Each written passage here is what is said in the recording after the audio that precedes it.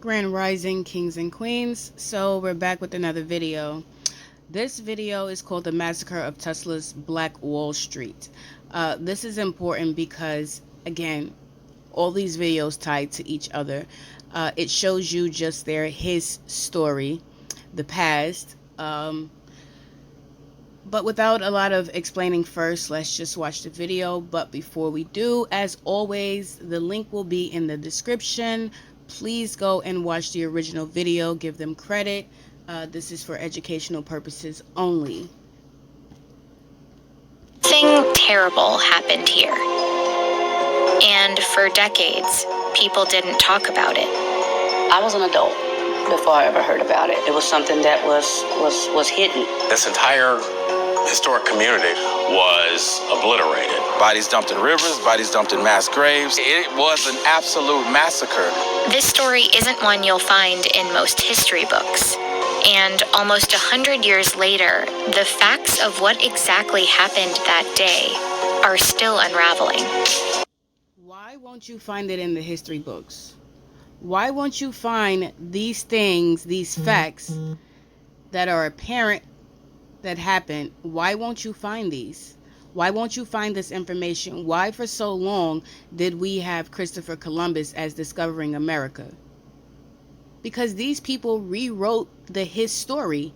They burnt down and, as they said, obliterated all of our belongings, our history, everything. And they rewrote it for themselves, not including anyone but them, attempting to make them seem superior, because that's all they had. That's all they will ever have. Let's watch. So we're driving in what's known as Black Wall Street. It's where one of the nation's worst episodes of racial violence took place. In 1921, a neighborhood in Tulsa, Oklahoma called the Greenwood District was a bustling community of Black-owned businesses. Tulsa locals know that period of Greenwood's history as a kind of golden age. If you can imagine just like an old-time downtown, things like movie theaters, pharmacies, hair salons, and so forth. They called it Black Wall Street. It was a mecca. It was a huge success. But Black Wall Street was also an anomaly.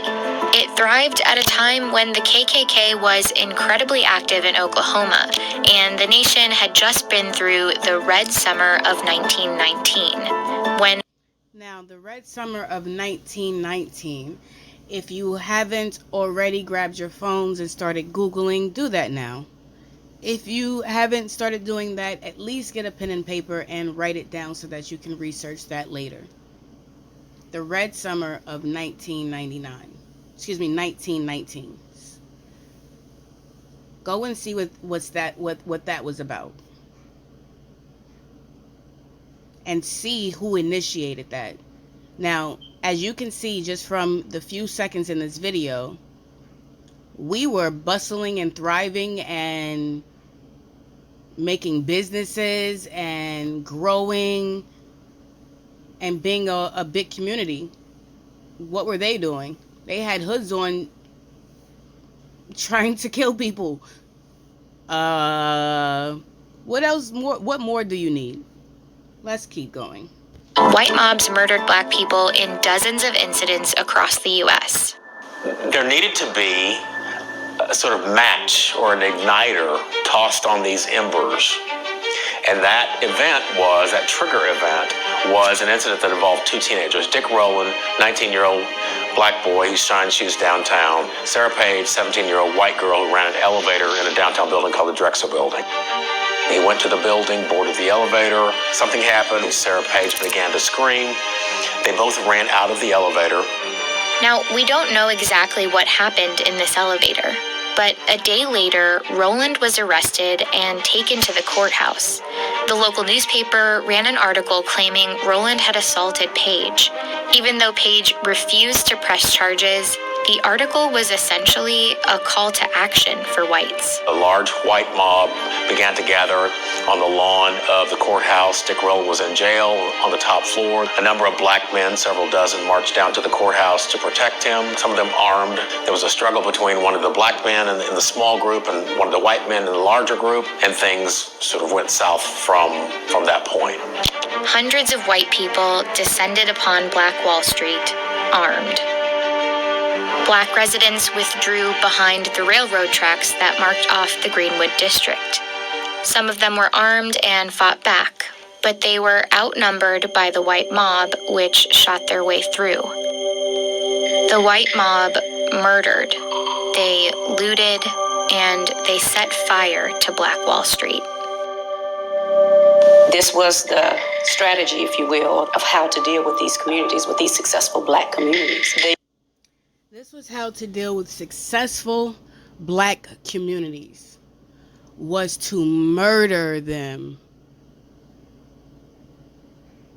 What more when they see you successful, they will come after you. Look at every copper-colored entertainer, whether an actor, a singer, dancer, whatever. When they get a certain amount of money, has any copper-colored or any black folk, whatever you want to call them, has any one of us ever went out in history as a legend with nothing on, with no bad anything? Don't worry, I'll wait. How many of us have went out successfully?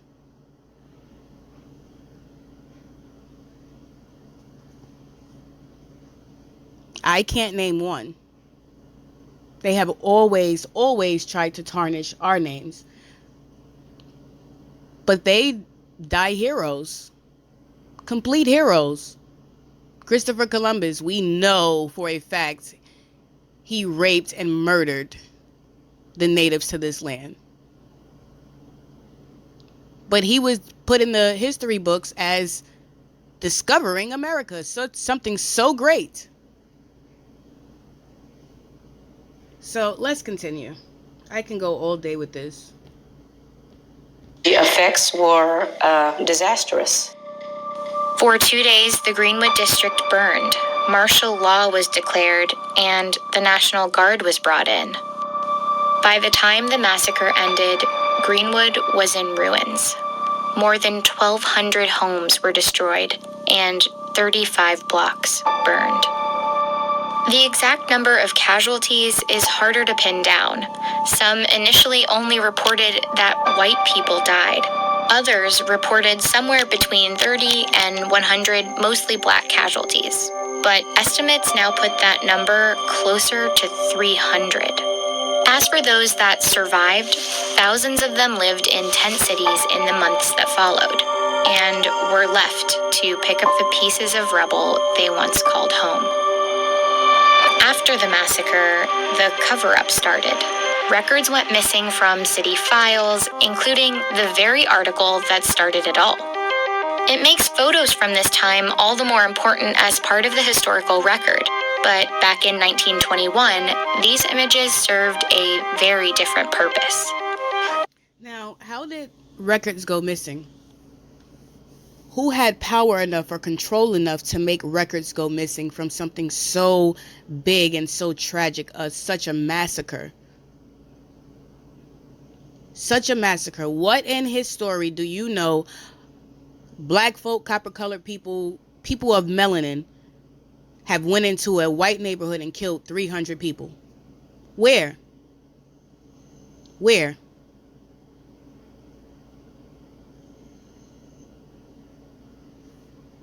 So photo postcards like these were pretty widely distributed after the massacre. At the time, they were a part of white supremacist culture and kept as souvenirs of racially charged crimes. Now they're preserved to make sure this part of Tulsa's history isn't forgotten, and they paint a clear picture of how much destruction there was that day. On the postcards, it's called the Tulsa Race Riot, a name that itself sort of erases what really happened. By calling it a riot, it's a way of trying to rewrite the history, assuming that there were both sides at fault, and that was not the case. I call it a massacre, and I call it that because that's what it was. Greenwood eventually rebuilt, but nearly a century later, there's a part of this story that still haunts the city. No one actually knows where the victims' bodies are. We got to find our people. We got to put them at rest. If not, we'll continue to be haunted by what was done so many years ago. Kevin Ross, a local writer, is one of many in Tulsa descended from people who lost everything in the massacre. So in this cemetery, there are only 2 official victims of the Tulsa Race Massacre. Right. How many victims do you think there are? After all these years, I think 300 is putting it mild. And to think this is all about Caucasian angry people. Caucasian people. This whole video is about Caucasian people destroying a whole black community. Not even mentioning the fact of everything that happened before this, the civil wars and all of that. Not even mentioning how they went into Africa, and we didn't even get back to all of that they've done.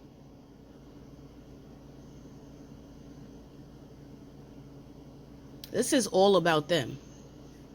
Let's continue. In 1997, the city finally put together a commission to study the massacre and help piece together what happened in 1921. They compiled records and eyewitness accounts. The bullets were just raining down over us. They set our house on fire and went right straight to the curtains and set the curtains on fire. These accounts are especially important now because none of these survivors are alive anymore. And they also provided new information. Some mentioned trucks, like this one, loaded with victims of the riot. One riot witness in particular came forth testifying that he saw bodies being dumped in Oaklawn Cemetery. This is it. This is the area. Using the survivor accounts, records, and eventually radar, the city was able to pinpoint 3 locations with anomalies in the soil. Only one step was left, to excavate. But it was something the city at the time wasn't up for doing. For many Tulsans, it was a part of history best forgotten and not worth The people whose blood has actually fertilized the grounds of this place. There was a tremendous amount of racism. Injustice plus time does not equal justice. Today, a new mayor is reopening the investigation. I think a pretty basic compact that a city makes with its citizens is if somebody murders you, we will do everything we can to find out what happened to you and give your family closure. And whether you were murdered yesterday or you were murdered 98 years ago. The city will be looking into the 3 areas that the commission noted. That process of finding out what lies beneath Tulsa and DNA matching any remains with descendants occur. This story is the greatest conspiracy of silence that I've ever seen in history.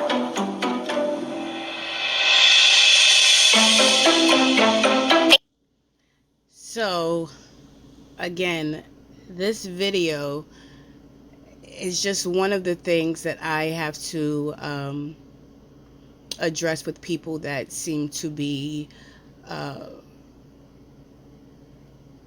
asking certain questions like, oh, are you a racist, or are you this, or are you that, or do you hate white people? Like, what? I don't hate anyone. I'll say this 1,000,001 times. I do not hate anyone. What I hate are the facts. His story. Yes, that makes me very angry. I would hate to watch anyone suffer like that. Anyone. I don't think it's right for anyone to have to go through that. So again, guys, thank you. More videos to come to keep this point going. But please like, share, and subscribe. And until next video.